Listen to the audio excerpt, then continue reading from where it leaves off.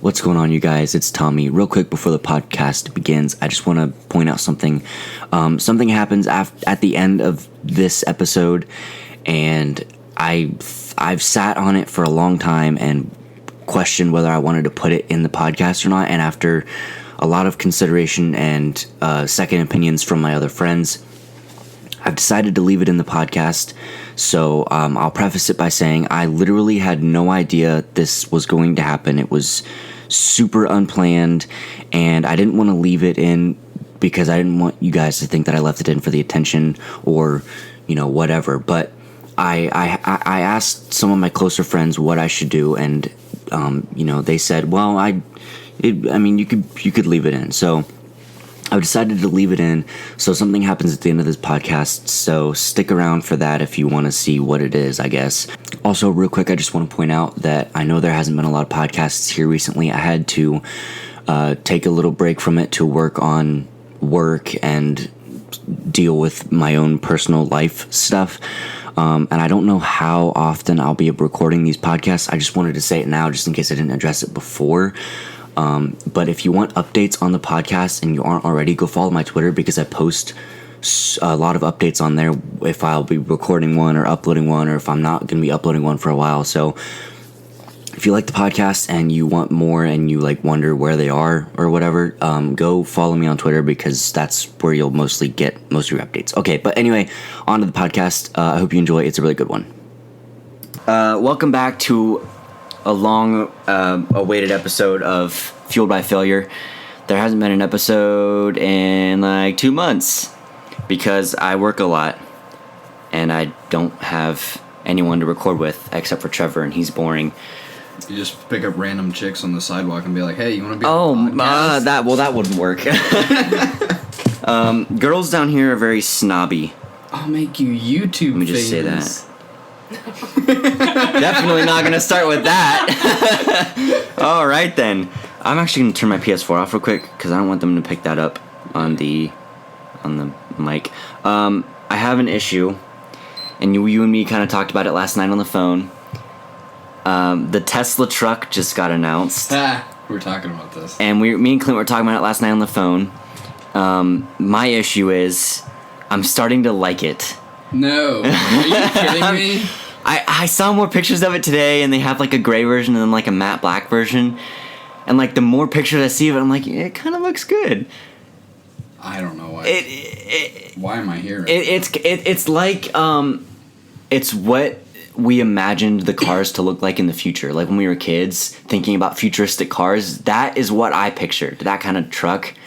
But it looks more like a car than a truck. It is, but I did see a render of it. Have you ever seen the SEMA trucks? They jack it up 20 inches, put 24-inch stupid ass wheels on it, and make it all these fancy colors and stuff like that. Well, that's what the majority of the trucks at SEMA are. Just they render them completely useless because I'm not kidding, 20 inches of lift and it's all wheel and no tire, and they just look ridiculous. The truck is up so high that they can't actually attach a drive shaft to it because the angle is so steep. If you just Google SEMA truck, that's what they're all just dumb. Well, so I saw a render of the Tesla truck with it was painted red, and it had an upgraded bumper and some fancy wheels and stuff like that. And I'm like, I can kind of see that. Well, I saw some what's it called? I can't remember now. Concept art of what people thought the Tesla truck might look like, and the concept art looks really freaking cool. And I was like, okay, if it looks like that, I'd probably get one eventually because the concept art looks sweet. Right. I get that. That looks like a truck. Exactly. And they should have done that, man. But I found out, I was looking more into it, and I found out that the material they used, I think they used Yeah, they use stainless steel for it. For the new for the Tesla truck. They use stainless steel, and it's like they showed like normally cars use aluminum, which is like $2,200 a pound or something like that. Yeah. Like they, had it down simplified to that, and then the stainless steel is like $2,500 a pound, but so they use the stainless steel, which is way more like way stronger than aluminum. Yeah. It showed them in the demo like hitting it with a sledgehammer, and it wasn't doing anything. And then, like, the glass they used, it showed. I mean, in the demo, the glass broke, but like beforehand, they chucked a steel ball at it, and it just bounced off the glass. And then instead of making this car or this truck all curvy and nice looking like that, they literally just folded the aluminum. That's why it looks like that, and that's why you can get the cheapest one for $39,000 because it's a great material, but it doesn't have any curves or anything, so it's super cheap. And it's like one of the most durable trucks on the market. And like the fastest one, it's a 0 to 60 is 2.9 seconds, so basically 3 seconds, which is pretty good for a truck. It's incredible. Yeah. It's most all sports cars aren't under 3 seconds. Yeah, 3 seconds is supercar. The max, so for the most expensive one, it's $69,000. It's 0 to 60 is 2.9 seconds. It has a 500 plus mile range on like one full charge, and its max towing capacity is 14,000 pounds. And we were talking about that last night too, and like you have to get like an F-350 to tow. How much? Like 30 something thousand? Yeah, it's somewhere in the range of like 32,000. I don't know what an F-150 hauls or anything like that. I mean, when you look at the stats and everything like that, yeah, the price point is incredible for something like that. Plus I would never get a truck to go set a land speed record with. To have a truck that just blows the doors off of everything and anything would be kind of cool in a sense, but at the same time, like, just from a car person's standpoint, and even for driving truck for a living now, I hate it. I still hate it in every way, shape, and form. Like, it doesn't look good. It's not. Have you seen the interior though? The interior of the truck? Okay. The interior is nice. If they made the outside look a little better, like, this would be the perfect truck. Hang on. That right there is the interior. Yeah, I mean, it's got like that it's got that new steering wheel. Right. I don't see. I will say there are a lot more people now buying trucks that I never thought would buy trucks before. Mm-hmm. Like, trucks and SUVs in the American market are through the roof right now. That's why Ford's not selling cars other than the Fusion and the Focus, or maybe it's just the Focus. I can't remember. It's only like that and the Mustang though.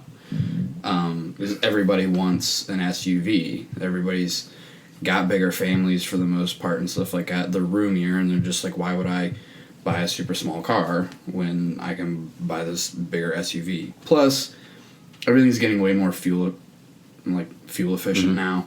And whereas 10 years ago, to get an SUV, you weren't going to get much more than 20 miles of the gallon highway, and now you can get them with freaking 4 cylinders that hold up with most cars. It's still, I just don't. Would you rather? When I think of a truck, I'm not. That definitely does not come to mind. Like, I understand. I think of this more as like an El Camino than a truck, like a car with a bed. That's kind of what I don't know what it's gonna seem. I don't see anybody actually using it for the capabilities of a truck to be like, oh yeah, this has a bed and I'm gonna use the crap out of the bed. No, it's probably just gonna be like, oh, I'm gonna put my cooler in the back and go to the boat club or whatever and just drink beers out of the back of my truck car thing. You're not gonna have a Tesla truck on every farm in America. I mean, that's not gonna be the new standard. You can. I saw. You didn't see the demo, did you? Probably not. You just saw the pictures of it. Okay, so in the demo, they also showed that you can lower the suspension of the truck. You can lower the back of it, and like the back of the truck has like a ramp that you can pull out from it, and to pull like four-wheelers and stuff. And they use their Tesla four-wheeler, which I want to know more about that. I don't give a shit about the truck. I want to know about the freaking Tesla four-wheeler. But they pulled this Tesla four-wheeler up there, and they were showing off that. But they also showed in like the pictures, I don't know if they showed this in the demo, that you can camp in the back of this truck. I did see a picture like of those that. Old Pontiac Aztecs. Right. That was the only thing that kind of sparked my interest, and just like, oh, that's cool. I mean, if they to get into the more like niche market type stuff like that, I could see. I mean, there's so many people now, like all of Ford, Chevy, Dodge, GMC, all those guys offer luxury trucks, like whether it's the F-150 or whether it's a half ton or a 1 ton or whatever. They make $100,000 trucks.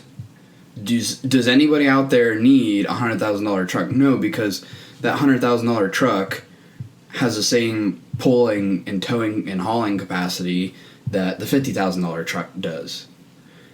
The only thing is you've got seats and more technology. You got lane recognition and adaptive cruise control and all that stuff. Yeah. In full-size pickup trucks now.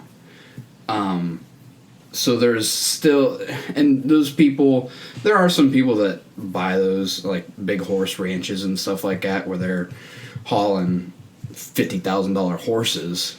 Yeah, they can afford to have a $100,000 truck to pull those because, hey, I sell 2 horses and I got this thing freaking paid for, you know?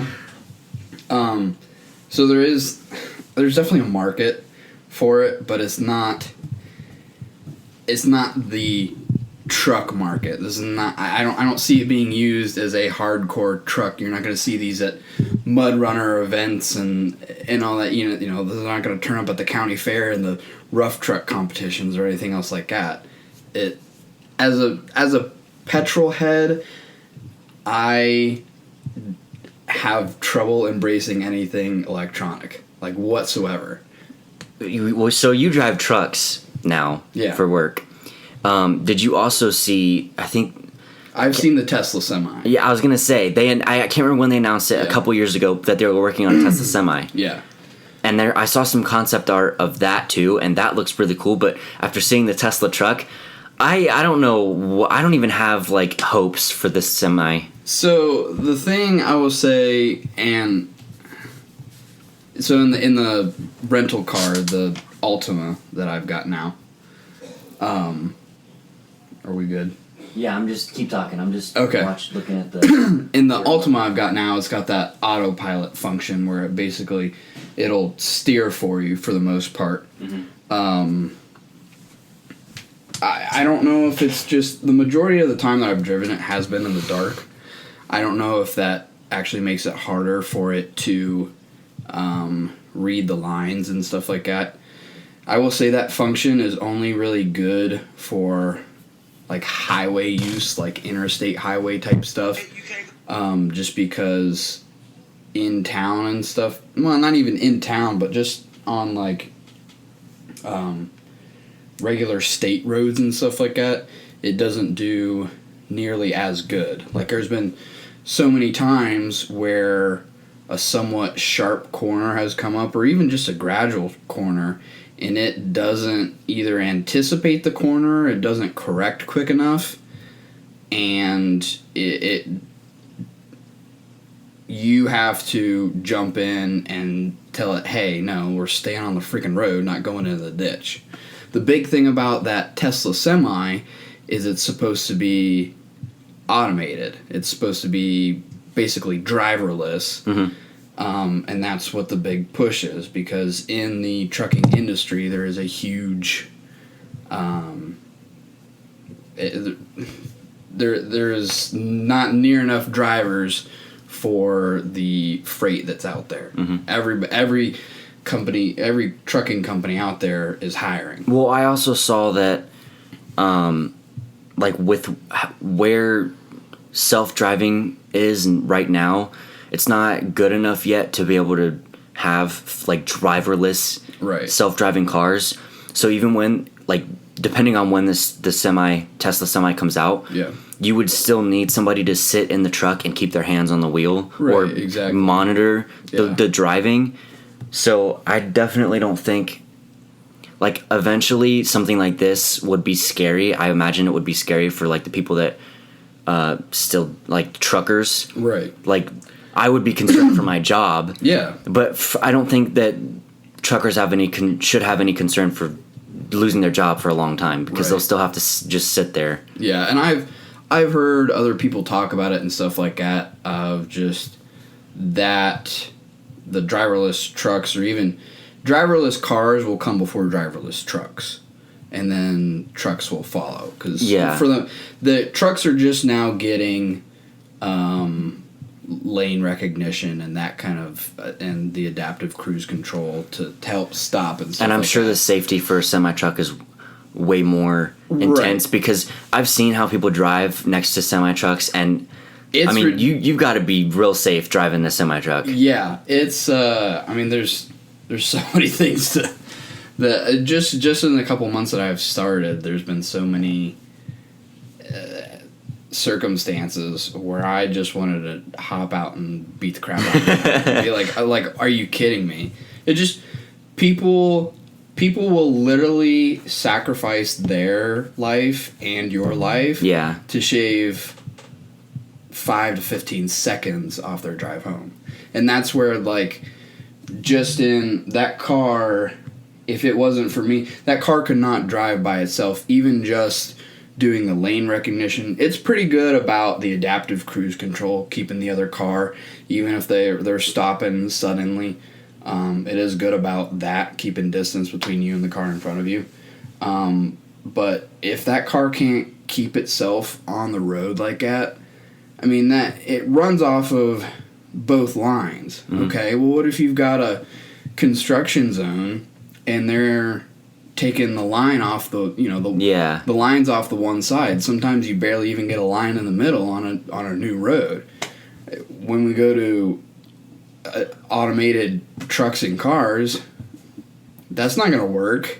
How's that? Because the computer system has to have something to go off of, unless you can actually program that thing to be like, hey, this is a road and this is grass. I mean, there's so many other factors that go into play with that I don't know if we'll truly ever get there, just because of all the other circumstances. And you have to look at, okay, everybody's human, everybody makes mistakes.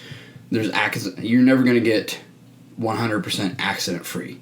There's always going to be accidents. Putting automated vehicles out there that could potentially cause accidents, is that even worth the risk? If hey, there is a potential for these things to fail catastrophically.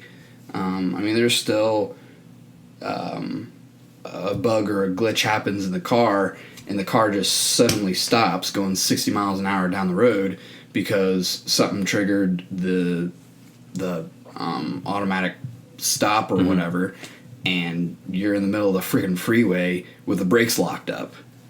Like, I don't know how it all works. I do know that I'm pretty sure Elon Musk just announced like a couple months ago that their Autopilot for their regular Tesla cars it's advanced enough now to recognize stoplights and street signs. So I'm sure that they could make it so that, like, it could recognize traffic cones or the cement barriers. Like, if the line was blocked on one side of the road, I'm sure it could recognize that and kind of put that in place of the line. Right. But, like, I feel like the lane kind of gets smaller when they do construction. Yeah, like, I feel like I have to be so much more careful when I'm driving through a construction lane. Yeah. Which I'm sure I have to worry about, too, because if you go even just a little bit too far to one side, right, you're going to hit something. I mean, plus in, like, construction zones, you have variable speed limits. They'll put up different signage and stuff like that saying, hey, it's you're supposed to go slower. That all takes people being much more aware of their surroundings, and I don't know if a computer could recognize those risks accurately enough to function properly in that kind of environment. Especially like in a construction zone, you run into a detour. You know, Google Maps is pretty good now about having roads that are closed down. You know, it'll detour you automatically on Google Maps and stuff like that. But like street fairs in town and stuff like that, sometimes those aren't. You know, how is that? Even if from an automated car standpoint, they can still navigate those roads, but trucks have to follow those detours because there's so many roads that you can't drive on because the truck's just too big. And, I mean, let's say you were the driver in that truck and that truck took you as far as it could go, but then it sticks you down some road that you can't even get out of now because it was trying to detour around and went down a road it shouldn't have gone down. Well, I'm sure if there was something like that, the driver would just take over and, you know, start driving. Right, and that's what you'd have to, but Sorry, what? No, you're good. You're good. Is there like a special truck GPS that you guys have to... I was going to say, because there's so many roads that like truckers can't go down. Like, how do you know what roads to not go down? The industry that I'm in is like the exception for all that though, because we use Google Maps. We've got a tablet in each truck, whether or not it's our pickup trucks or our semi trucks. And so we run just Google Maps. There are special GPSs that you can buy, and there are, in the new ones, navigation systems that come in that run truck routes. So they'll only take you down those main routes and stuff like that. Because I have to do, a lot of times, deliveries to very urban areas, and a lot of times to people's houses. There's so many times where you see the sign that says no trucks, and I'm going down that road. And there was one time I went to Buckeye Lake. I don't know if you've ever been to Buckeye Lake or not, but it's a man-made lake. It was made a long time ago. And the whole area was made to optimize as many freaking houses as we can stick in here. We're going to stick kind of like Apple Valley. Kind of like Apple Valley, but literally all the roads are one way. Oh my. And they are only big enough for a regular-sized car to fit down. Like, even if you had a full-sized pickup truck, it would be tight. I went there... It was super late because I got a late start. It took a long time to load everything up, and I got there and it was starting to turn dark. And I had no idea what I was getting into or where I was going. I just saw on the GPS, and even I usually try to do like a pre-trip plan. And say, hey, can I actually get into these places? The bad thing about Google Maps is when you go into like the real world view and you can see the buildings and stuff like that, sometimes you can't accurately gauge how big those roads are. And I remember looking at the road I had to turn into, and I'm like, well, crap, that's kind of tight. And I got in there, and the address that I had dropped me off at the corner of this road, and there was no house there. And there was no, like, I was looking for house number 300, and the only one that was around was like 237 or something like that. And I'm like, well, we've got a ways to go before we hit 300. And I start walking the other way, and the numbers go down, like towards 100. Oh, I hate that. And I'm like, are you freaking kidding me? And one of the ladies comes out, and she's like, oh, what are you looking for? And I said, do you know where this is? And she's like, I have no idea. And I'm like, oh, great. Evidently, it was this guy, owns like half of Buckeye Lake or something like that. Was putting new roofs on one house, and then he was building a garage for another house and putting a roof on that. And I had two separate addresses, and the other one worked, and it took me even further down all these one-ways and stuff like that. And you would have to put this in the bed of a pickup truck in order to get it back there. Like, even with my 1 ton and its trailer, there's no way I could have made it back there, just because the roads are that tight, and there were all these corners and stuff like that. And the corner wasn't enlarged or anything like that. It was just, hey, we're going to turn now. Good luck with it. And there was a street lights and stop signs all the way at the end of the corner and everything like that. And I was freaking out. I'm like, how am I going to get out of here? Because I called this dude, and I'm like, hey, I think I'm here where this stuff is supposed to go for you. And he came out, and we were talking, and I'm like, I've got a semi-truck. There's no humanly possible way to get back here. I don't care if you're the best driver in the world. There's just, that is a smaller hole than what my truck will fit through. And he's like, I mean, that's fine. He's like, I understand. Said, we're going to have to reevaluate this. I'll drop it off with a contractor, and it's going to be up to them to get this back in here. So what, did you just drop it off there? You have to take this stuff back with you? I kept it on the truck, which we have a forklift that rides on the back of the trailer. There was a possibility that I could have gotten it back in there with it, because it'll go... The metal was too long to fit.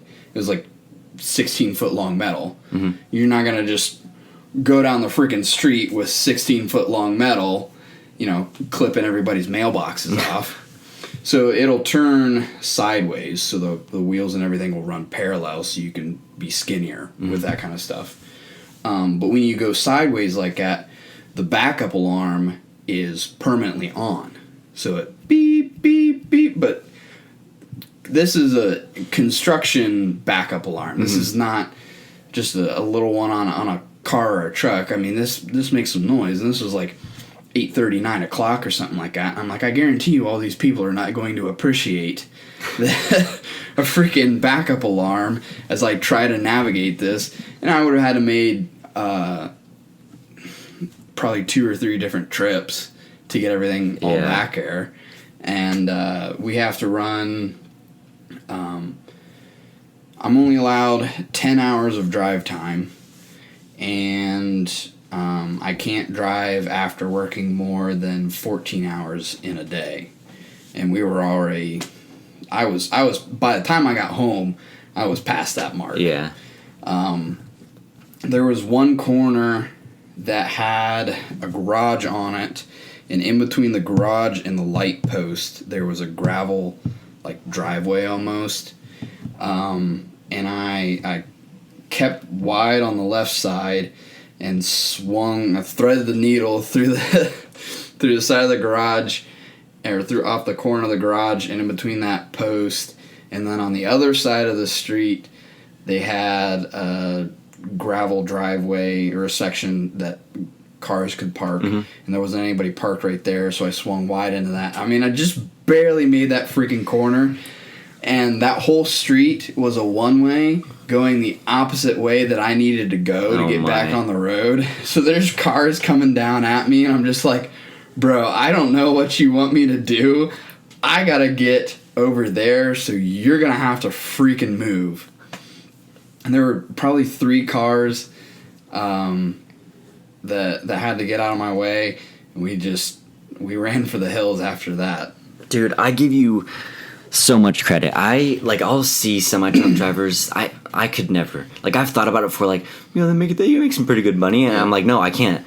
Like, I could not do that. I get nervous driving my little Scion TC. Like, when I worked at the boat marina, I would have to back these boat trailers into the water to pick up boats and drop off boats, whatever. And when I first started there, I was hired by the new owner who had bought the company like a month before I even started. And when I started, the old owner who had owned the building for like 35 years, him and his dad started the company. He trained me up until December when he left, and up until the time he left, we used his F-150 to back trailers in and whatever. And I mean, that was like I got so good at backing up trailers. I mean, I could just whip it in there first try. Like, I literally had no struggles after like the first week. But after he left, we had to start using the new owner's F350, F250 or F350 to back up and pick up trailers and whatever. And he had like a cap on the bed.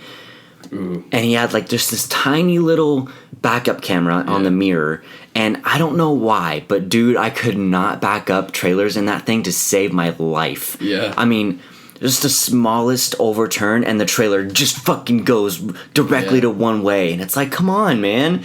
And the little thing doesn't help you. So I literally have to back up and then pull forward, back up, pull forward, back up. Because, I mean, once you mess up in that truck just a little bit, there's no fixing it. You have to pull forward and then try and get it straight again. So I'll say, was the F-150 just a two-door? I think it was like an extended cab. Okay. But what the F-250 or F-350 was a much bigger truck. That was a four-door truck with a cap on the bed. When the smaller the trailer, the harder it is to back up. Yeah. We lost it. I found that out because, like, the day I started, he put me on the tractor and he said, okay, now go pick up this pontoon trailer, which is like really long. And he said there was like the yard where they park all of the boats and the trailers and stuff. It basically makes like a figure eight. And he said, drive the figure eight forward and then drive it in reverse with the pontoon trailer. So I did that, and then he did that a couple times, and then he said, okay, now pick up that regular boat trailer and do it with that, and then pick up the jet ski trailer, which are like real small, and do that. And I found out real quick. I mean, as soon as I tried to back up, it was like, and I was like, oh, okay.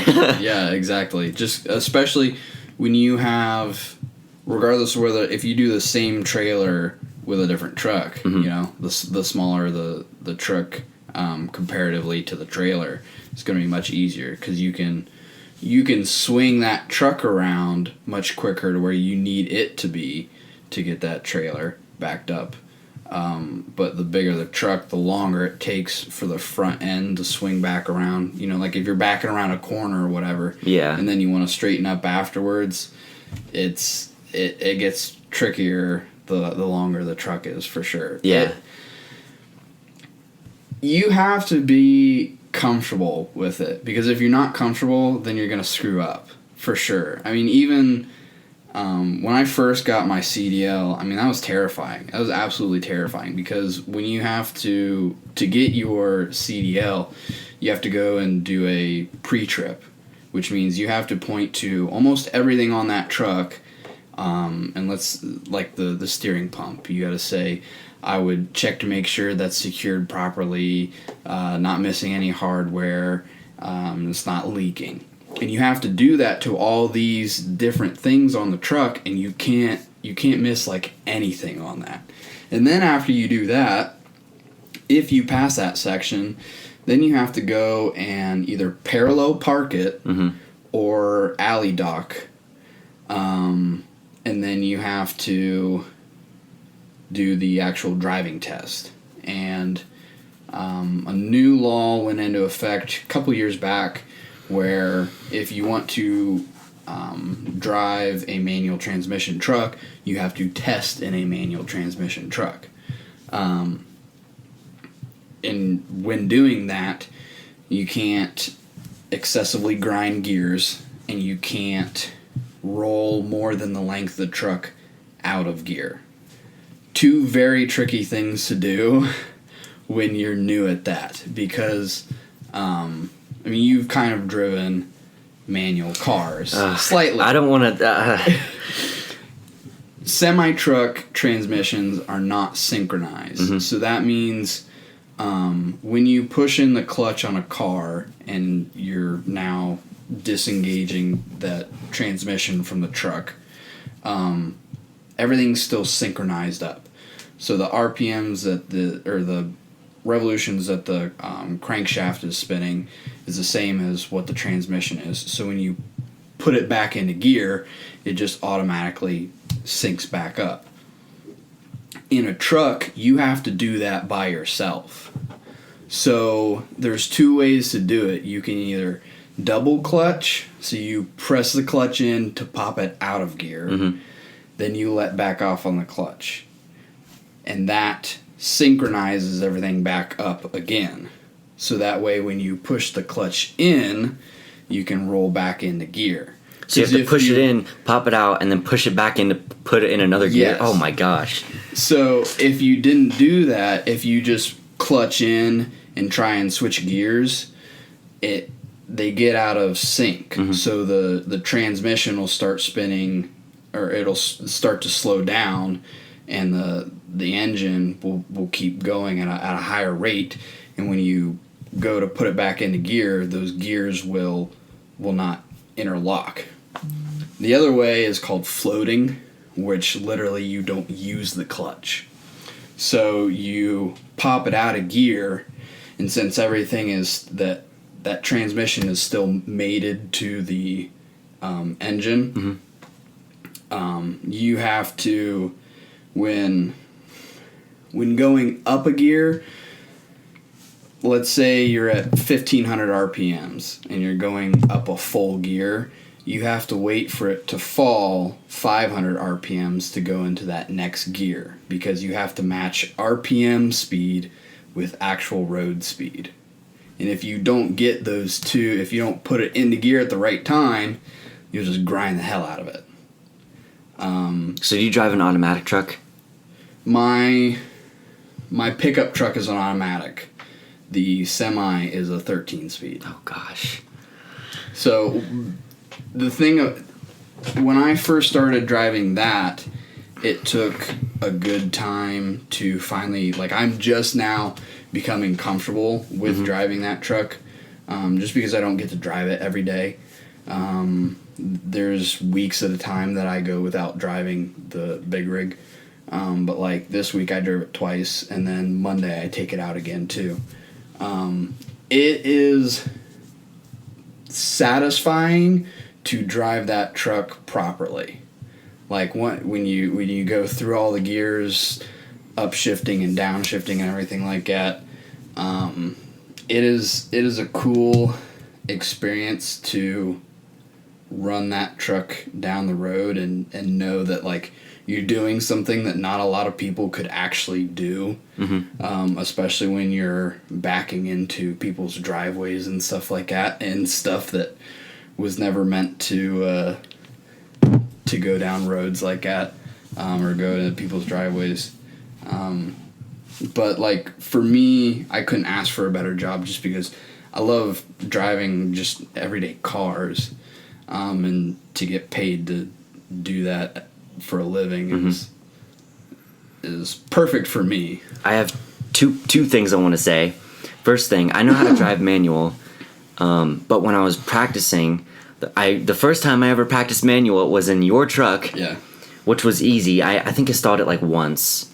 Yeah, diesel trucks are a lot easier to learn, just because they're a lot more forgiving. Yeah, and like when you let off the clutch, it has enough torque to carry itself through. And that's another thing I was gonna say. Like, from the moment from like 15, I knew how to drive manual. I had just never done it before, and like when I practiced on your truck, I only saw it like once, and it was relatively easy. But then like I practiced on my friend's car, and my friend's Kia, and I mean, I think I stalled like 3 times. Yeah. And I kept, jerking the car. Right. And I mean, it's, for some reason, it's so much harder. It was so much harder for me in that car. But in your truck, we ran into those stupid idiots. I didn't know. It was my first time driving manual, and I didn't know how to stop quick. Yeah. Like, I panicked. Right. It's like one of the things where you're doing something for the first time, you're like, I don't know what to do. Yeah, and so you try to do everything at once. So I'm not going to get into it again because it pisses me off. Yeah. But we were in a parking lot, an empty parking lot, and there were these people at the basketball court beside the parking lot, but they were just parked there. They weren't doing anything. When we started, it was an empty lot. Oh, and then they got there. I thought they were already there. No, when we started, because I pulled in and I'm like, oh, this is completely empty. Mm-hmm. I said, this is a perfect opportunity. You want to kind of learn how to drive manual, and you're like, all right. So we start, and like as soon as we start, this car rolls in and just parks itself. Didn't get out of the car. No, they didn't. They just sat in the car the whole time, and we did a couple laps around this part. So they had, and I stalled it. So they had to have known, like, hey, someone is learning to drive manual. Right, and we weren't doing. It wasn't like we were doing burnouts. We weren't revving the engine or anything else like that. I'm pretty sure we didn't go faster than like 15 miles an hour. Not even that. I mean, yeah, you weren't going up to 6th gear every time. I think the highest I went was 2nd gear. Yeah. And then like when you pulled in, you went like to 3rd gear or something just to show me what to do. So, and this is a long parking lot. Yeah. This is it's fairly long parking lot. It's longer than it is wide. It's got 2 entrances, and the one in the back is the main used one. No one uses the front entrance unless the pool is open, and it was like the off season, so pretty much everyone just uses the back entrance because it's bigger. So what happened was, I went around, and we were at the front of the parking lot, and these people were parking near the back, and they backed up to leave out the back entrance. And I mean, at this point, we had turned around, and I was heading towards the back of the parking lot, but they just sat there. Yeah. And they didn't do anything. And then as we came around to the back entrance, and I was driving past the back entrance, they tried to floor it through the entrance. Yeah. And got mad at us when I was like there because I couldn't stop fast enough. So they thought you were trying to cut them off. I saw them coming, but like with how slow they were going, I was like, okay, well, I'm not going to stop because I can make it before they go. And then they sped up. Right. I was like, what is this dude doing? So let me go back around, and the dude pulls behind us. Yeah, well, you stopped because you were like, okay, I'm kind of done with this right now. So we pulled around, and I stopped, and the dude pulls behind us with his phone in his hand and was reading the license plate, and he was on the phone with the cops. Yeah. And reported you for reckless driving. Yep. Because then when I was on my way home, because we went right from there, and I dropped you back off. And when I was on my way home, I got a call from my mom, and she's like, where are you, and what are you doing right now? And I'm like, I'm on my way home. Why? And she's like, I'll talk to you when you get here. And so I got home, and she's like, I got a call from the cops saying that you were in some parking lot being reckless, and they wanted to know like where you were and stuff like that. And I'm like, fantastic. So then I told the story to my mom and everything like that, and I think the cop actually left his like name and stuff like that, and wanted my mom to call back or whatever.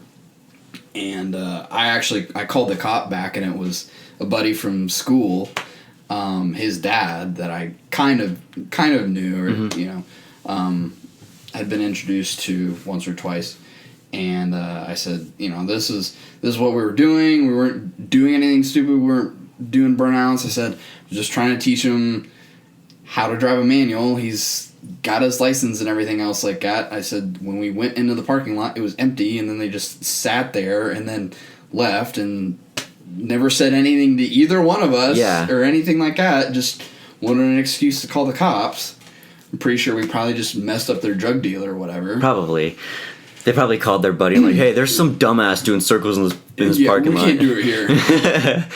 So, yeah, And I remember that's when we were, like, big into Battlefield. Like, every single night, me and Tyler would get on and play Battlefield 1. Like, all night long. And you made me feel like the biggest piece of shit in the world because you got on and you were like, listen, this cop called me and long story short, I lost my license for 2 years. Yeah. And I felt so bad. I was like, this is my fault. Like, Clint can't drive for 2 years because of me. And I just kept apologizing. And then you were like, kind of like giggling after a minute. And I was like, what's so funny? You were like, you were so gullible. And I was like, I hate you so much right now. Oh. The other thing I wanted to say was I use Apple Maps because I do DoorDash. Yeah. And I've never had a problem with it. I mean, because before this, I would use my Apple Maps every day when I worked for NCI. Yeah. And for a year and a half, I never had an issue with. Well, I did have one issue, but like that's for like smaller towns. You know, the Apple Maps can't really register. There's like 3 Romes in Ohio. 3 towns called Rome in Ohio. You know how difficult it is to try and find the right address? But you know where University Terrace is? Here, University Terrace Drive. Like if you pull into South Green, right where Soul Hall is, Soul and Carr, you can turn left onto University Terrace, and it goes up and then it kind of curves. Whatever. They have that entire road closed off because they're making a new building. Right. Yeah. And for the longest time,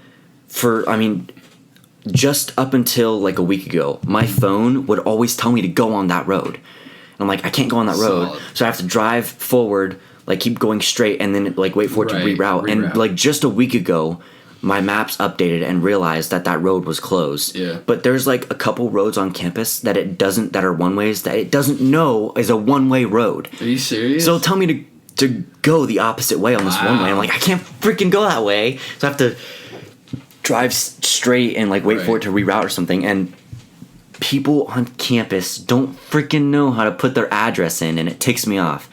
You don't know how many times I'll go to an address and it'll be wrong. I'll have to contact them and be like, hey, like I'm here, I think. Right. And they're like, oh, well, are you looking at a blue house with this porch on it? And I'll look one way and then turn around and look the other way. I'm like, nope, no blue houses. I'm like, oh, well, are you on this street? Be like, no, I'm on this street. And they're like, oh, that's my old address. Here, I'll text you the new one. I'm like, update the app. And then like people... I think I might have sent you a video on this on Snapchat because I was so mad about the rant. Yes, that was hilarious. So people, if you order from DoorDash, listen to me now. When you order food, you order your food and then it asks you like, is that it? You hit yes, and then it'll show you like an overview of everything that you ordered, and then it's on the app. It'll ask you like 3 times if you want to make any modifications to any of your orders. If you want something taken off of your food or added on to your food. If you're weird like me and eat your cheeseburgers plain, it asks you like 3 times. That way, before you hit confirm, you have everything that you need. So people have a problem with hitting confirm. And then it'll say, like it'll show your address and say, is this the right address? And then it'll say, add delivery instructions. Like people will, like if you live in an apartment building, you can put in the delivery instructions. I live in building number whatever, apartment number whatever, which is really helpful. But sometimes people will put their food instructions in the delivery instructions. So I'll go to Wendy's where you just go through the drive-thru. The Wendy's doesn't make the food for them. You just order it yourself. I'll go through and I'll order this food. And then I'll put the food in my bag, I'll start driving away, and I'll hit deliver, or I'll hit, like, picked up so that I can see the delivery thing. And in the delivery instructions, say, hey, can you ask for my burger with no onion and no cheese or whatever? It's like, I at this point, when I pick up an order and then I see that, I just give them the order that I already got, and they can suck it up. Yeah. And if they say anything, because sometimes I'll hand people the food, and they'll immediately, like, dig through to make sure everything's right. I'll just tell them, like, hey, you gotta learn how to use the app. Right. But... here recently I've had such an issue with Apple Maps. It's ridiculous. And like there's a button on DoorDash when you hit that you picked up the food, it'll say there's a big button that says directions. You just hit that and it will automatically load the destination into your Apple Maps. Okay. But here recently when I hit directions, it loads the wrong address. Wow. Like it's not like if I have to go to 33 Kern Street, which isn't a real thing, but if I have to go to 33 Kern Street, it'll load 16 Kurtz Avenue. Like, what, what are you doing? It's not even remotely close. So now I just have to go in and type in the address instead. Right. I end up running into somewhat of the same, not the same problem, but like I'll get to somebody's house and it'll be just like the one time it was middle of freaking nowhere. You take a back road to another back road to another back road. And long driveway. And then all of a sudden it starts going up this hill. Well, the driveway is like completely washed out. Like 6-foot ditches to where the rain has carved freaking irrigation tunnels into this dude's driveway. And he's done absolutely nothing to fix or repair this. It was in the pickup truck, and it has 4-wheel drive, so I had to kick it on 4-wheel drive low to get... I'm just shy of 20,000 pounds empty.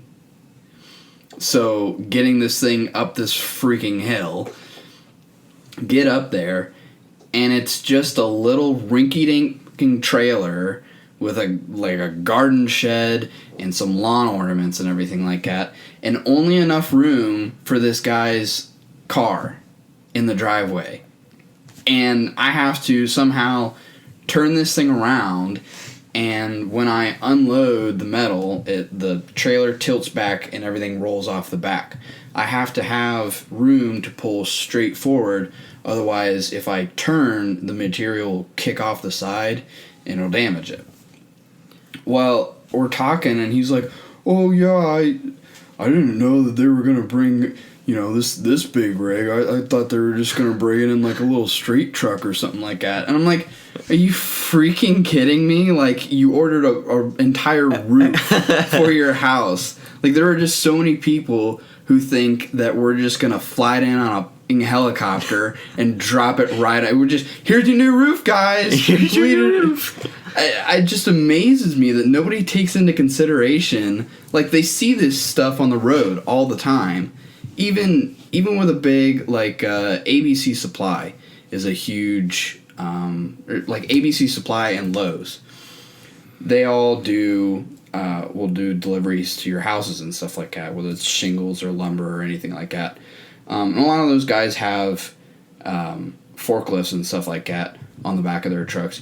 But even so, like, trying to get that big of a truck into anybody's driveway, if you have trouble navigating your car around in there, then how am I supposed to do anything? Because he had a little bit of a yard and then it was just woods. I'm like, well, maybe I can pull into that yard and we can turn this thing around then. He's like, the septic system's out there and I don't know. I think it's too much weight for you to be out on there. I'm like, dude, the last thing I want to do is get stuck in your shit yard with just crap spewing up from it because I busted a line on your septic system. So I'm fine. I ended up with that one. I took it back to the contractors again, and he ended up coming and picking it up in just a little tiny trailer or something like that. But I'm just like, dude, take into consideration when you order this kind of stuff, if you have a difficult driveway to get into or whatever, let us know at least. Yeah, and just say, hey, I don't know what kind of a truck or how you guys are going to get this in here, but maybe, because some of the stuff's just done over the phone. How's anybody going to freaking know that? Yeah, I don't have any experience, and I don't want to have any experience hauling, like doing what you do. No. But I have had my fair share of hauling pontoons, which are huge boats. Yeah. And what I found out working at the boat marina is you don't hook the pontoon to the trailer. Like regular boats and jet skis, they hook to the trailer and then the trailer hooks to the truck, so there's no worry of it falling off. But the pontoons, the way they are, they just sit on this trailer. Yep. The trailers are so long and they're so balanced that you just sit there. Right. Which kind of scared me because the first time I ever hauled a pontoon, it was with the old owner, and he was like the kind of person where, I'm not gonna help you. You're gonna figure it out. Yeah. So he goes, hey, drive down the lake, pick up this guy's pontoon, bring it back. And the dock that we would load at, it's kind of difficult to operate with a long trailer, long pontoon on your back. Like, there's kind of a sharp turn and, like, the way the dock is. So I had to figure this out. And luckily I called my coworker, and he came down and helped me. Yep. And I was like, do you hook the trailer? He's like, nope. And while working there, I moved plenty pontoons with the tractor. Like, I would, for a while, I would just move boats around the yard and situating where they were going, and then like we had this lift where you would lift boats up and clean under them, and I would do that. So I'd like move boats in and out of the lift, and the lift, it was like at the back side of the building, and like where the property ended, the fence was right there. So when you moved a boat out of the lift, you had to pull out of the lift, go left, and then swing a hard right turn onto. So it was the lift, and then it would go up onto this hill. Yeah. And you had to swing a hard right and then go up onto this hill, and then the hill would wrap around, and like at the like where it met the back of the barn, it would kind of go down and then back up. But when it went down, it was like this. The ground was like kind of slanted. Right. And every time I took a pontoon on that slant, you could just see the whole trailer going sideways, and you're like, no, please. And I remember my coworker told me one time it was a super windy day, and he pulled this guy wanted his pontoon pulled out like that instant, like he couldn't wait. So my coworker went down there and pulled this guy's pontoon out of the lake, and he was like, and the parking lot is flat where this ramp is. He was off the ramp. He was driving across the parking lot, and it was so windy that he said he looked back and saw the pontoon go whoop on his side. And I was like, dude, if that happened to me, I would die. And like customers, like I loved that job. I missed that job. That was like my favorite job of all time. Yeah. But the one issue is dealing with the customers, because you're dealing with these nice boats that people paid a lot of money for. Yep. And that's their baby. If it falls sideways or if it gets damaged at all, you have to deal with that customer. Yeah. And it's stressful. Yep. I mean, when I worked the front counter over the winter seasons, people would come in and like get mad about something, and it was like kind of stressful, but also it was relief, because they would come in and they would be mad at me at first. Right. But then I'd be like, all right, well, let me direct you to our parts manager, and they'd just go back to the parts counter and be like, yeah, you got to deal with it now, sucker.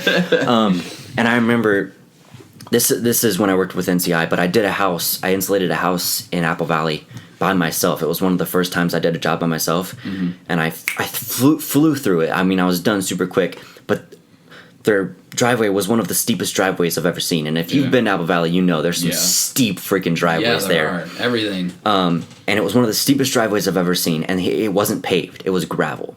So when I got there, I literally sat at the bottom of the hill, and I was like, should I back up this or pull forward up this? And I decided to pull forward up it because I just felt like I would, have more control of the situation if I pulled forward. So I pull forward up this. I mean, tires are skidding all the way up, and I'm like, oh God, please make it. Right. So I get to the top, I insulate the house, and then when I'm leaving, I figured the top of the driveway was flat enough for me to try and turn around. Yeah. That I could pull down, because I didn't want to try and back down this driveway, because I didn't want to start sliding. Yeah. And it's driveway, road, and then drop off to lake. And I'm like, if I drop this truck into the lake, I'm done. I'm just going to go down with the truck. So I tried turning around, and Tyler doesn't even know this, but that is the time that I almost flipped a work truck, because I tried backing, like turning around. Yeah. I backed up, and I underestimated the size of the truck, I think, because it took a longer turn than I thought. Wider turn. And I'm sitting sideways on this hill, and you could just feel it. Like I could hear the truck going, I'm like, and I'm literally sitting in the driver's seat, sweating bullets, like just praying to God, like, God, please don't let this truck turn. Please don't let this truck flip over. Yeah. And I slowly, like, I put it in like forward, and I like slowly turning the wheel and like letting off the brake, and it slowly just and turns. I'm like, I mean, it was so nerve-wracking. I know exactly how you feel, because I had that when I was working construction. I was in a front loader, and they articulate in the middle. I had these forks on with like a clamp, and I was picking up, there's these big crane mats. They're like basically like railroad ties, but a little bit thicker, and there's usually like 4 or 5 of them. They're like 20 foot long or something like that. And I was picking them up and moving them and stuff like that. And where I was moving them, I would drop them and then back down this hill. But we had this part cut out so that way pieces of equipment could go down to the lower level. And I've got a picture of it. I'll show you here. I also I backed an NCI truck into a tree once too. Oh, but no one knows that until now. Right. Hey Tyler, if you're listening to this, well, it was actually the oldest truck, and they were getting ready to throw it away anyway. So, hey, what better time to throw it away than right then and there? Yeah, well, I mean, this was like after I had worked there for like a year, and at this point, I was good enough at my job to get my own truck. And hey, youngest guy, one of the newest guys, let's just give him the crappiest truck. Yep. So I had the crappiest truck with no heat. So in the winter, oh god, it was terrible. Like I basically froze to death. But I was trying to back into a driveway, and it was like one of those driveways that goes all the way through these woods to get to the house. Yeah. And I was backing in, and I thought I was good, and then this tree came out of nowhere, and I remember I was kind of backing up fast, and I hit it, and I remember my whole, like, I was leaning forward to try and look at the mirror, and I remember I hit it, and my whole body just went, woo, and, like, flew against the seat, and I was like, oh, God. Oh, I'm trying to find it. So at the top of this hill was where we were working and stuff like that. Well, at the bottom of the hill was State Route 71. Mm-hmm. Well, it was 71 and 70, where they, like, join up for just a little bit. And I would take stuff, drop it off, and then back down this hill and kind of to turn around and go the other way.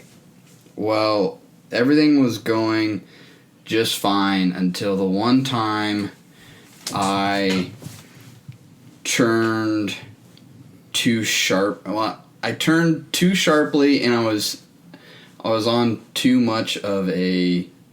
heavy of a grade. Mm-hmm.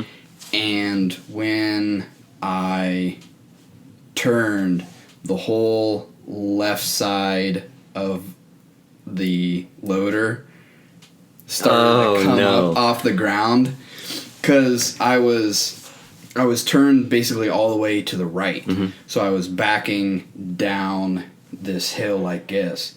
Well, when you do that, it puts so much weight on that side, and your wheels are a lot closer together. Mm-hmm. So your tipping point is... I'd be shitting bricks. Plus, with the forks on, the forks are a lot lighter than the bucket, so that didn't help either. I'm pretty sure. Oh my goodness! Hold on, I'm trying to find this picture. But I was freaking out, because I'm like, I'm going to roll down this freaking hill, and at the bottom of it is cars going 60 to 70 miles an hour. So I'm just freaking screwed.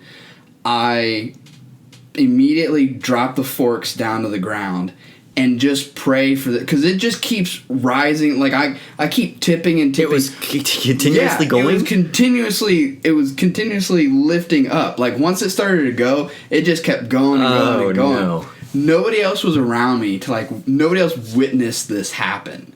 I was off by myself doing this. And all of a sudden it just stops.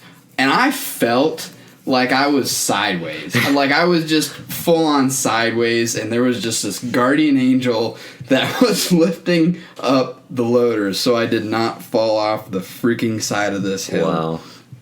And it held there for long enough. I called like my supervisor, and I'm like, hey, so do you mind coming over here? I'm kind of stuck, and not in a good way. Because if I turned the other way, I was afraid that it was going to shift the weight more, and I was just going to go over the freaking edge. So they ended up... I just had to sit there, and I was just sitting there,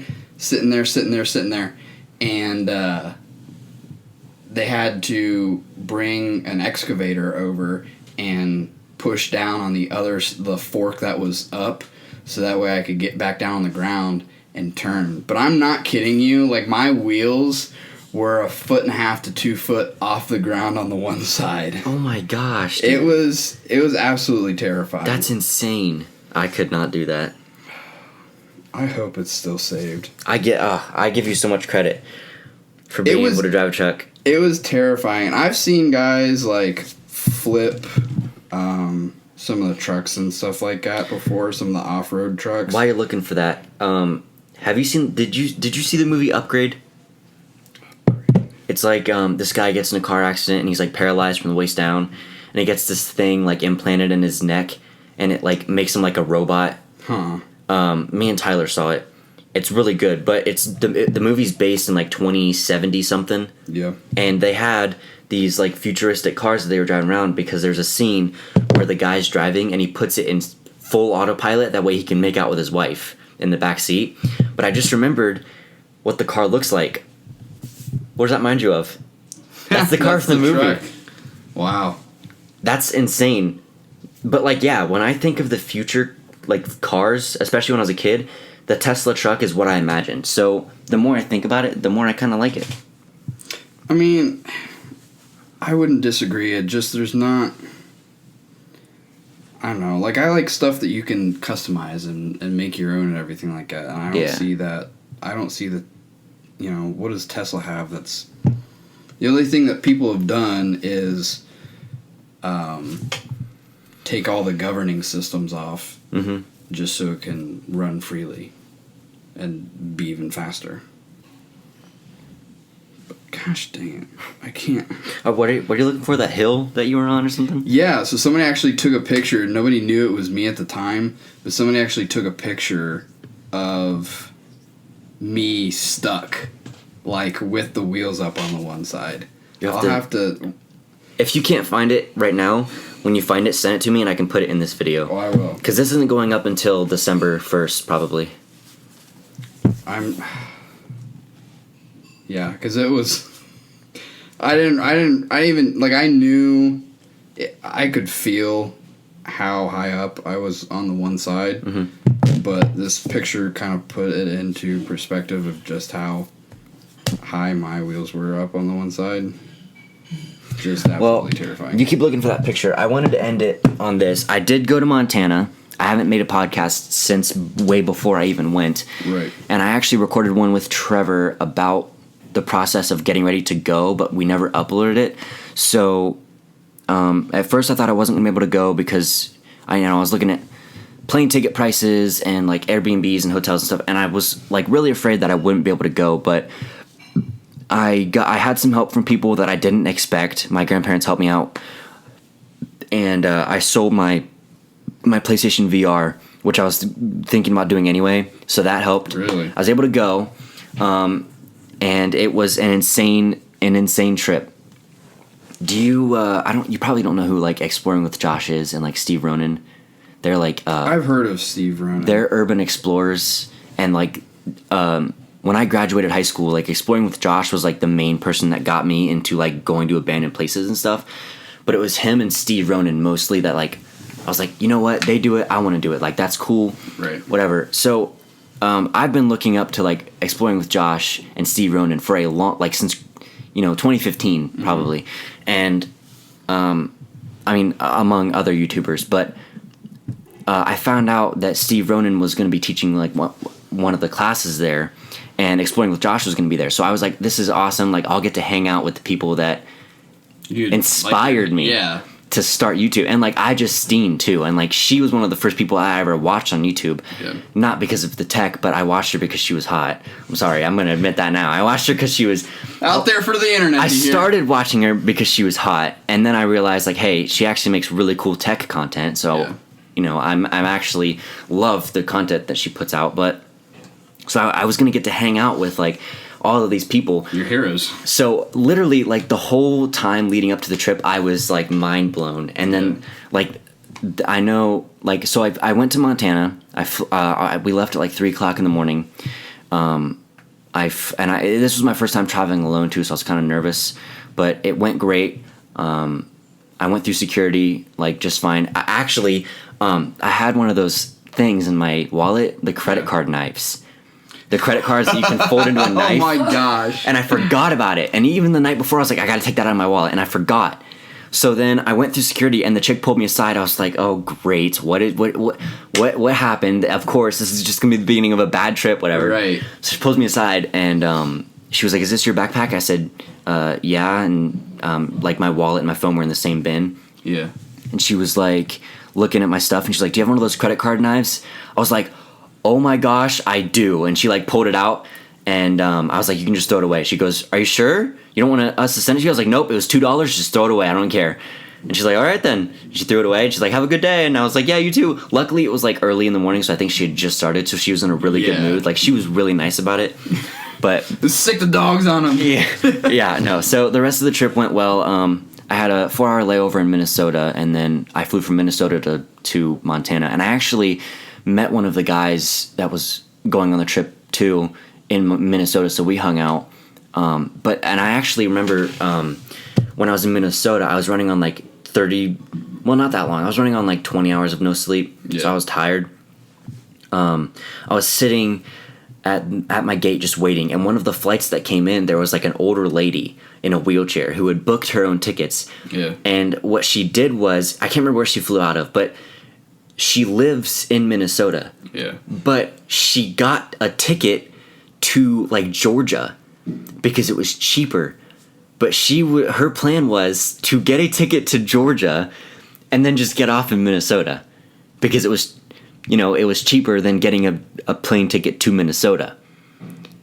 But what she didn't realize was that her luggage went straight to Georgia from wherever she left off from. You see what I'm saying? Because she had a layover.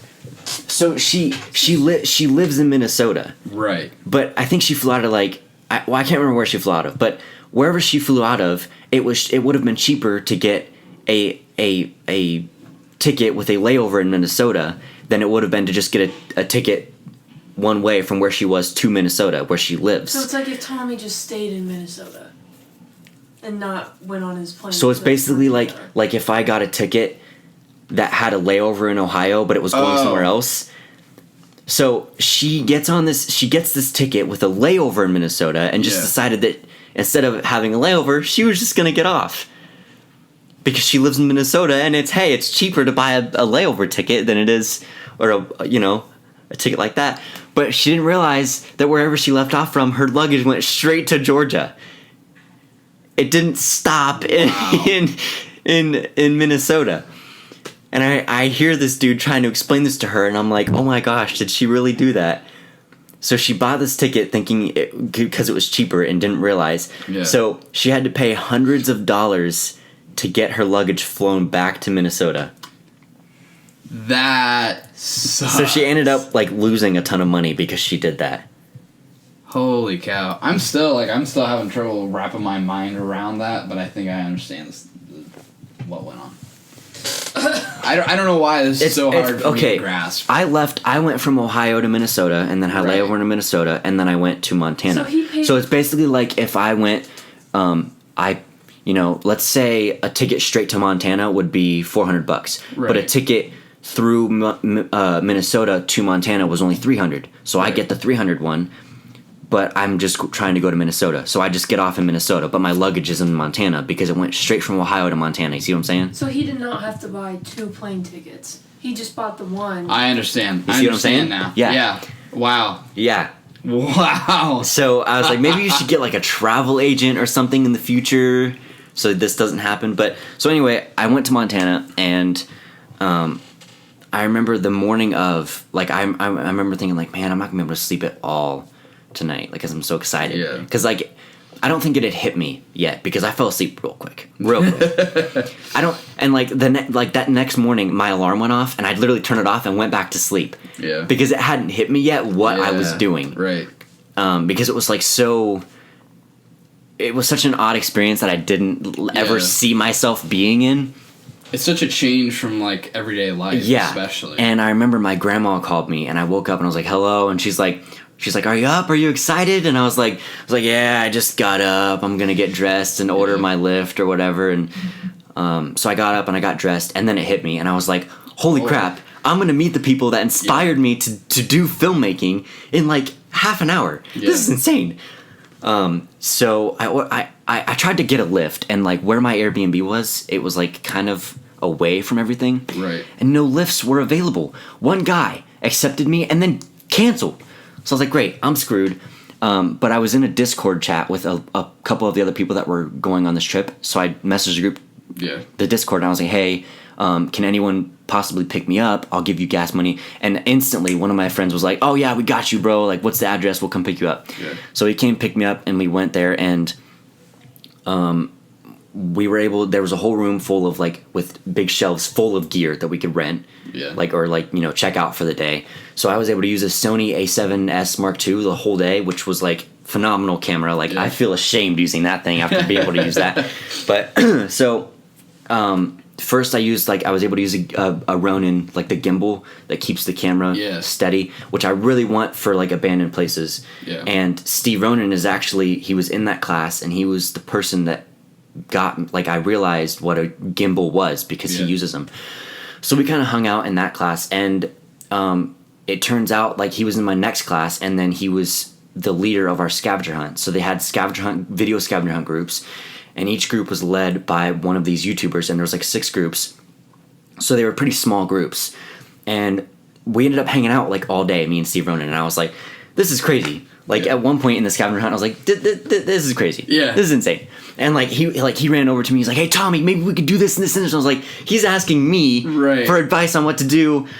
Whatever. So you can go back and watch the video if you haven't already. But so we hung out with these people all day, and then like one of the classes I took was like a YouTube optimization class. So it was basically just going over like how to like better ways to set your channel up. So like for people, basically brand yourself. And Josh was in that class, Exploring with Josh, and he talked about some stuff that he does. And then after the class, I went up to him and was like, hey man, I got some abandoned questions for you. He's like, all right, like, ask away, whatever. So we sat there and talked about abandoned stuff forever. And then I left, and I was like the building that it was in was like away from everything else. So I was like walking across this field, or like this, whatever, big lawn to get to the main where the lunch was. And he like ran up to me. He was like, hey man, like ran up to me, and like we walked to the lunch hall while talking about abandoned stuff. Yeah. And then he sat, like I got my lunch and sat down, and then he came and sat like across from me. We were like hanging out. I was like,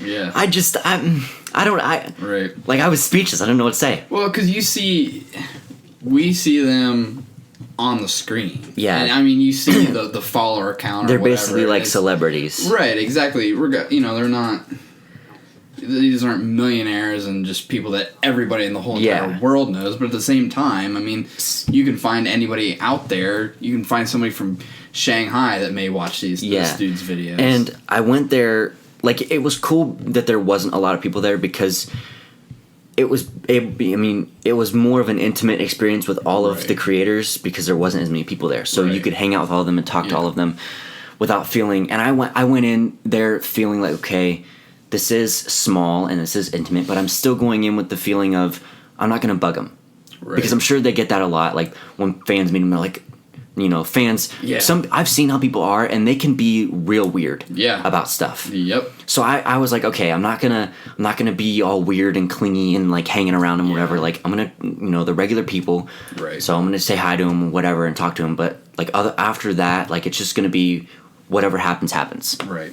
You don't expect them to be all like buddy with you. So I remember I sat down at lunch, and then Josh sat down at the table, and we started talking, whatever. And then the salt and pepper shakers were missing, and I hadn't seen. I mean, I just seen her sister early that morning because they gave like a welcome to camera camp speech, or whatever. But I hadn't actually been close to them at all. Yeah. And I remember I was like, "Oh, where's our salt and pepper?" And Josh was like, "Oh, you can grab some from that table over there." So I turn around, and Justine is just chilling there, and I was like, "Haga, ha." Like I literally could. I was like, "Oh, hi," and I picked up the salt and pepper real quick. She's like, "You stealing our salt and pepper?" I was like, what? Yeah, what? And then her videographer guy was like, oh, actually, I stole it from your guys' table, and we like all started laughing and joking. But I was like, I just had a conversation. Yeah, like, and I mean, I know that's weird. That probably seems weird to you that I felt that way, but like, no, I mean, I couldn't imagine like. I have a couple YouTubers that I follow. Yeah, I mean, I don't. The problem is I don't even have time most days to like actually go out and watch 30-minute long videos or whatever. Mm-hmm. But if I were to like comment and stuff, like I would feel special if a YouTuber liked and commented back on one of my comments on their videos, let alone like you put people like that up on a pedestal, like you put them above you, and you don't think subconsciously that like they would be actually interested in you as a person. Yeah. Because they're all that, you know, they've got everything that they ever wanted, and what do I have to offer these people? You know? Right, yeah. So lunch went great. The people that taught the YouTube optimization class, they sat with me too.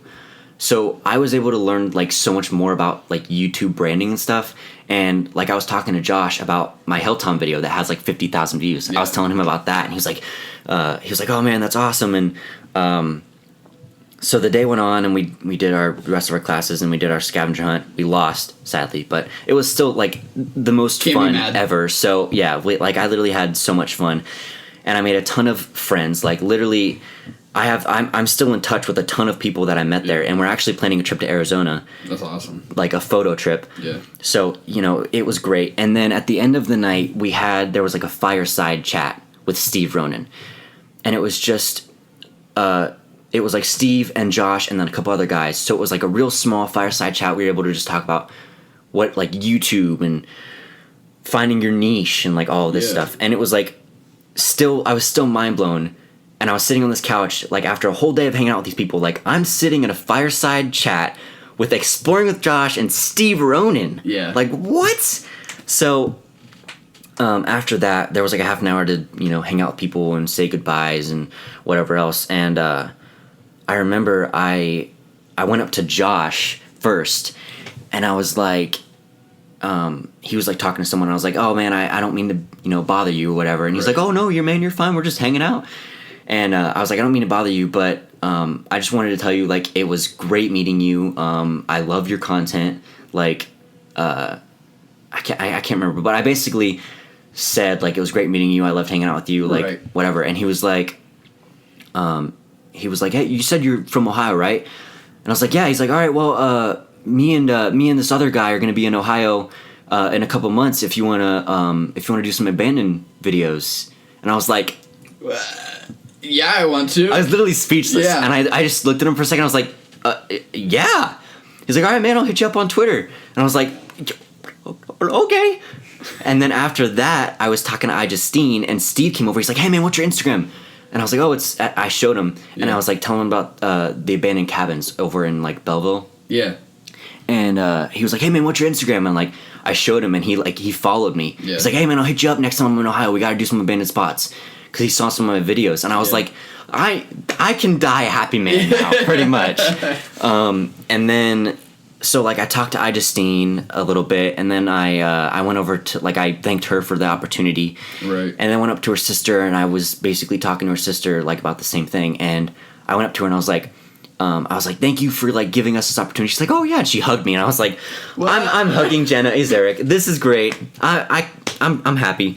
So the night ended, and I went back to my Airbnb, and then it was cheaper to get a plane ticket for the day after. Yeah. So the next day, I basically just spent the whole day in Montana in my Airbnb watching Netflix on my phone, because like everyone else left that day, so like I couldn't hang out with anyone. Yeah. And so yeah, and then I left, and I spent the whole next day traveling. And dude, the plane ride from Minnesota to Ohio, there was this family, this mom, this dad, and their like 2-year-old son that got on this flight, and I kid you not, they're from California. Yeah. Most hipster looking people I've ever seen in my entire life. I've literally, I mean, in Ohio you don't see hipsters, like real hipsters. Yeah. You see people like, you know, with the mustache and whatever, kind of like wannabe hipsters. Right. You get it a little bit in like Columbus or something like that if you were to go.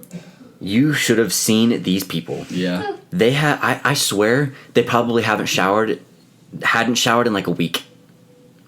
Oh, true hipsters. The mom, the dad, and the son had dreads, like full-on dreadlocks, like down to their freaking shoulders, like past their shoulders. Like it was crazy. They didn't have shoes on. Their feet were dirty as what? Didn't have shoes on. Like dirty ass feet, bro. They're not hipsters, they're gypsies. So what? Hadn't showered in like 7 days at least. Super dirty, wearing these weird fucking clothes. And I mean, it's not that I looked intentionally, but you could tell this chick wasn't wearing a bra. Oh. And I mean, it must have been cold in Minnesota because it was very obvious. You didn't even have to look to tell. And I don't mean to sound I don't mean to sound rude. That's probably going to sound like insensitive or rude or whatever to the people listening to this. But I really, like, it was hard to not notice. I literally, like, I don't know. And so I'm like, oh God, look at these people, you know, getting on the plane, whatever. So what I didn't know about them when I saw them in the gate was the smell. Oh. So I get in my seat, and I'm in a row to myself, which was lovely. That never happens. I'm in a row to myself, and I'm sitting there looking out the window, and I smell something. I smell... basically, have you smelled Todd when he forgot to put deodorant on? I'm just saying. Like, we've hung out with Todd.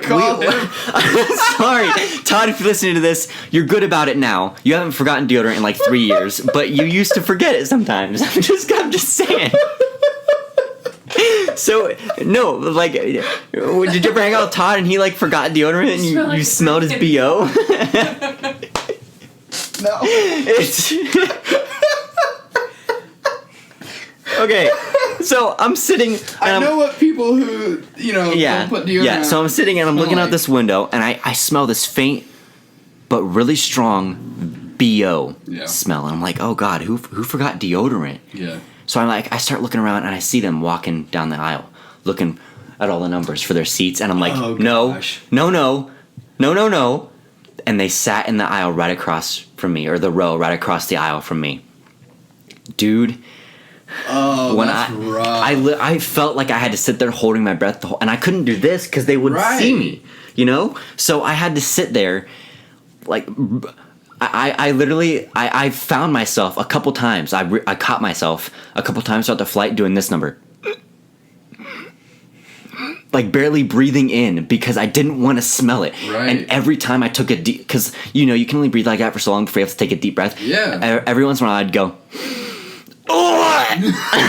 like, gag. Because it was so bad, bro. It smelled awful. Oh, my gosh. Oh, and then we land. I would be pissed. Dude, I was so mad. Your life choices are like, if you want to live like a freaking dirty ass hippie or homeless person, that is fine. That is yours. Even, you know, okay, you pass them on the street and you're like, bro, you freaking stink. But to be stuck on a I mean, this is close quarters. All that air gets recirculated. Yeah, and it was like a 2-hour flight.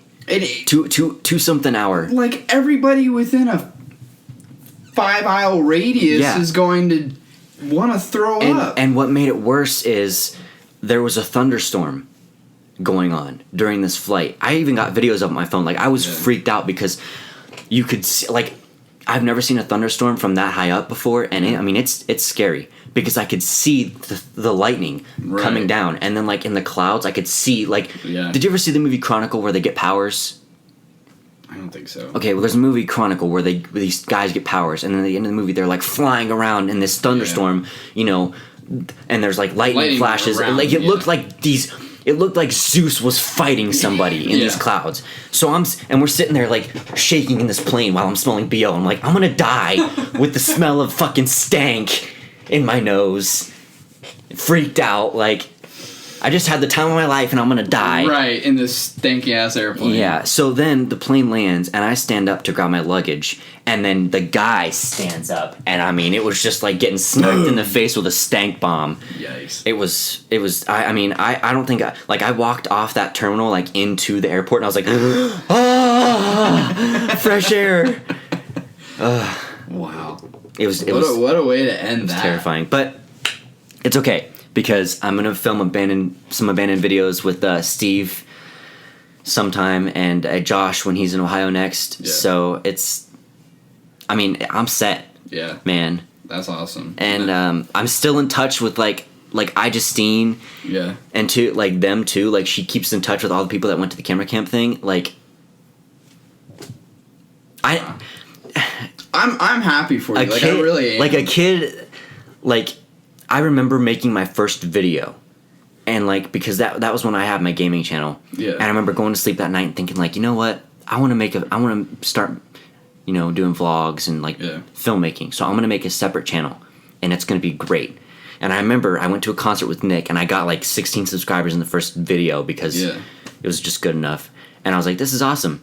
And like back then, like watching Exploring with Josh every day and Justine, if you would have told me like, hey, in 3 years this YouTube is gonna get you to hang out with them, I would have been like, you're joking, you're not serious. So I mean, it's just mind blowing to me that I was able to do that, right, and like hang out with them and stuff. So I don't know, I'll always be mind blown about that. No, I'm like, I don't know, I was talking about it with Rachel the other day of like, I have no doubt in my mind that you can go big with this. Like I believe like in you, like with everything that you want to do with this and stuff like that. You have that kind of personality. You have the drive and stuff like that to do it. It just, I know it's hard. Like with me, I feel like I finally found, I mean, not that to a lot of people, truck driving it's not glamorous, it's not, it's nothing that a lot of people aspire to be or anything like that, but that's what you want to do. Right. I think I remember a couple years ago you saying that you wanted to drive trucks. Yeah, and that's all I've ever wanted to do. My dad especially was always against it because his experiences with truck drivers were, I mean, they're like that family. I mean, they're dirty, nasty people that never shower. They're cracked out or, doped up or whatever, sleeping with whatever whore they pick up off the street and all that kind of stuff. But, he has since come to learn that is not an accurate representation of the trucking industry and what's out there. Yes, there are those people out there and such. But like for me, just with cars, like there are truck shows and stuff like that. Like there are $100,000 rigs out there that people, there's some truck drivers out there that wear a suit and tie. Yeah. To work every day, and that's what they drive and stuff in. And that's what makes me happy. So that's what I'm going to go for. And for you to like find like what makes you happy, and for the fact that this can be more than a hobby for you, and it can actually provide, income and not only a means to live, but potentially a means to live very comfortably. In some cases. But even like, I'm sure you're the same way. Like trucking for me, I'm not hoping to get rich off of it. As long as I can provide for my family and get to do what I love and stuff like that, like that's what. Well, that's I couldn't ask for more than that. Just I have no interest in going out and chasing fame and fortune, because you see every day what kind of life that leads to. Like all these people go chasing to be the biggest and the most well known and the wealthiest and stuff like that, and it doesn't actually give them any sort of satisfaction. The SD card might be full because I don't think we were recording for half an hour, but we'll see. Oh, solid. Oh wow, we were. Well, I was talking to Todd about this too. There's so many people, like, it's such a varied, opinionated subject. Right. Like making money on YouTube, because some people say, like, I've heard a lot of people say, like, don't do it for the money will come eventually. Like, do it if you love it, and then the money will come from it. But then I've also heard people say, no, dude, screw it. If you want money, if you want to do it for the money, do it for the money. And there are some people on YouTube that did it for the money, and they're making the money. But most of the people that are successful on YouTube did it because they love doing it. Yeah.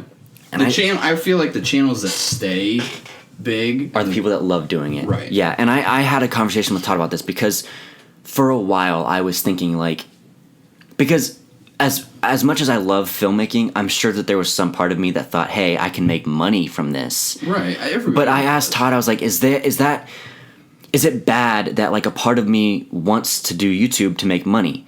And Todd said, well, I've known you long enough to know that how much you really do love filmmaking.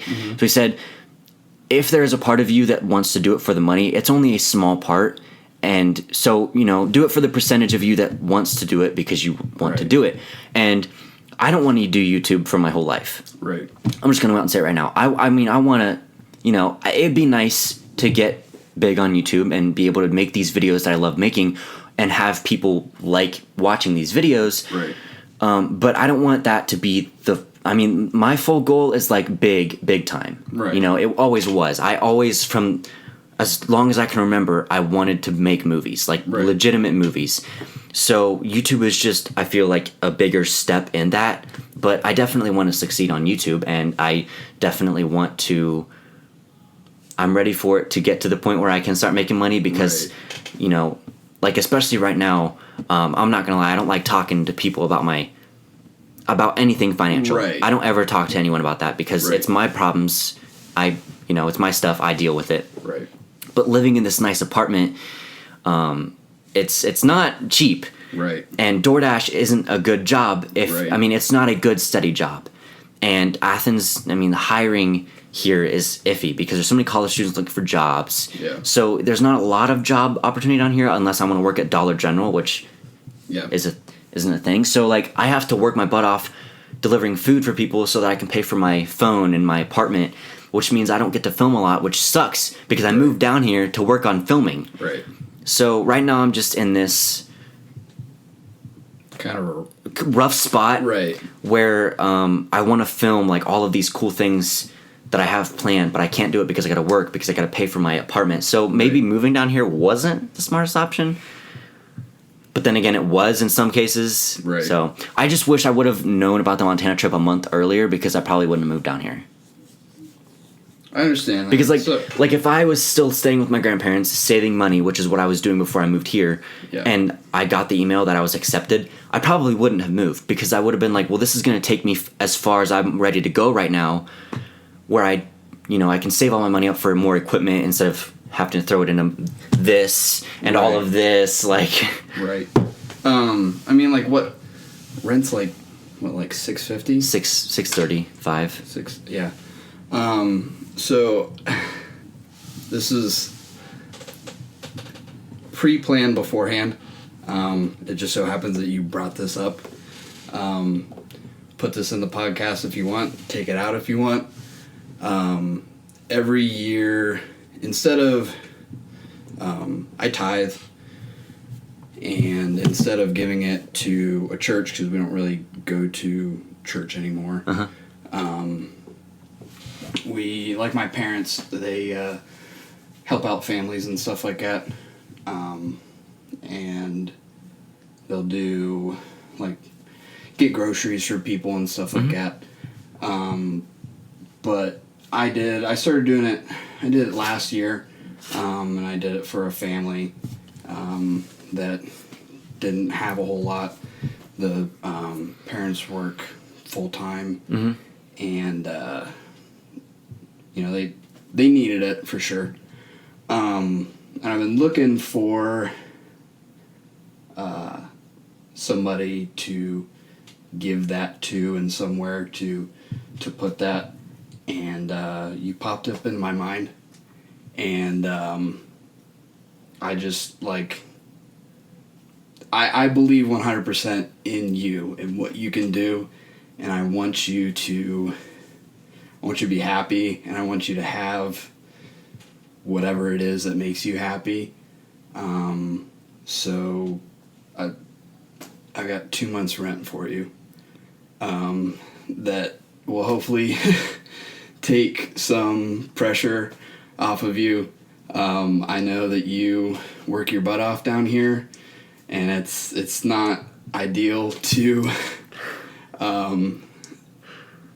work down here at doing DoorDash, and it sucks. It's a rough spot to be in, just because you have such big dreams and such.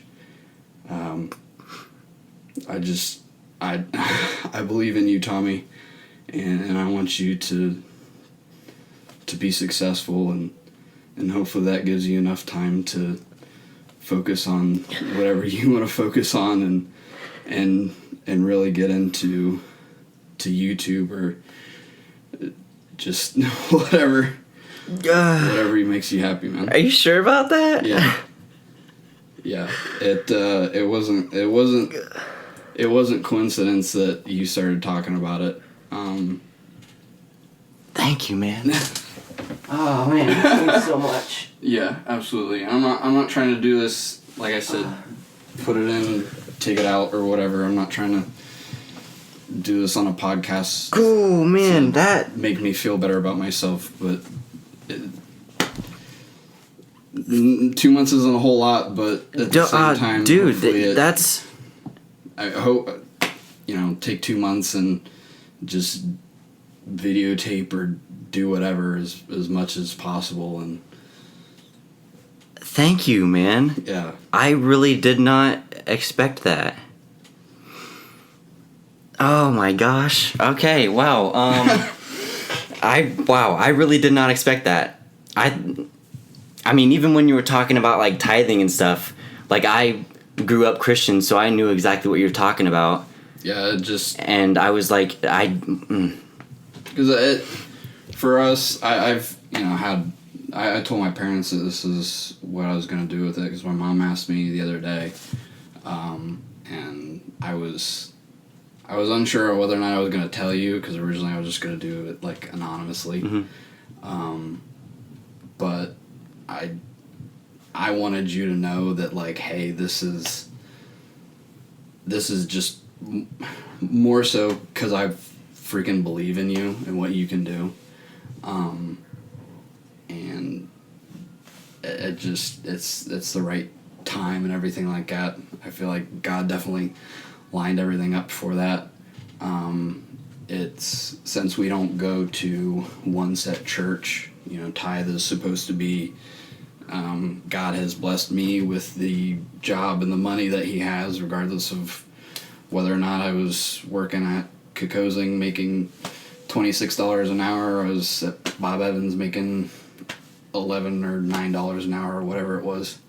That money is a blessing, and that you're supposed to take money out of that. And a lot of people think that it has to go to a church because the church is supposed to use that money, and the church obviously has to have that money to run and function. But at some point, I also don't think that my money should be used to build a new gymnasium for all the kids to go and play basketball, because I don't think that God's all about building basketball courts for people. I mean, everything has its time and place, but I think it's a lot better used helping individuals.